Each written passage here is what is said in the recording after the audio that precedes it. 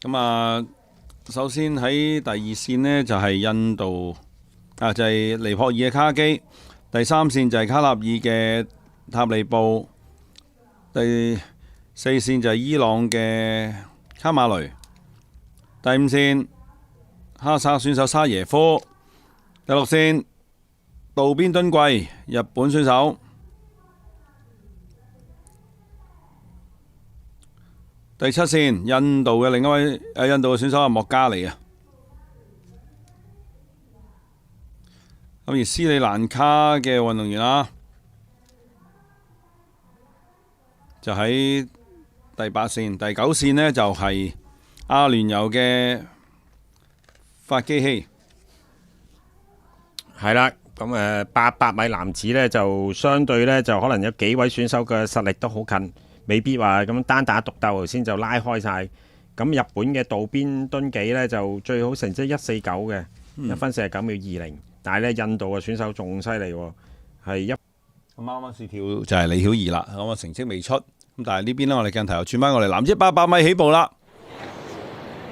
睇下會唔會有搶放嘅情況出現？冇錯啦，睇睇日本嘅選手啊，渡邊敦紀同埋印度嘅運動員啦，莫加。咁一個第6線，一個第7線啦。咁睇下你哋開圈嘅情況點啦。哇！啲速度好快啊！因為我頭先都經常提及呢個位啊嘛。咁呢個位呢，大家知道噶啦，一俾人哋 cut 埋去呢，就蹬下蹬下蹬咗落去。開得好快哦！渡邊就一定係搶放噶啦。咁外邊線呢，亦都斯里蘭卡嘅斯里蘭卡選手呢，就佢係個1000米呢，就冇跑完啊！我諗佢都係流力過800啦。咁所以呢，就孔武有力嘅，唞埋。速度上呢都相當之快啊！拉開咗後邊都幾遠距離嘅。哦，而家頭339秒。係啦，咁即係53開圈，53開圈呢，有機會跑1分48嘅。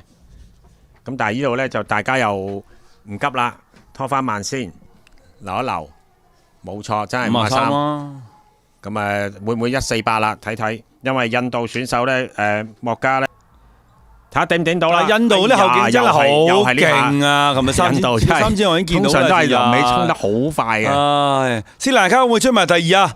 渡邊頂到應該頂唔到啊！銀牌都頂唔住啊！俾人追14929，渡邊就14929第3嘅，卡塔爾就14956，哇，4個149。係啊！我諗大家呢都未見過咁精彩嘅場面喺香港。渡邊都覺得冇計啊！佢 PB 都係爭個尾數啫嘛，喺202129啫嘛。今日呢咁多觀眾現場，最後一日嘅賽事呢都坐咗起碼一半人啊！咁有啲小學生啊。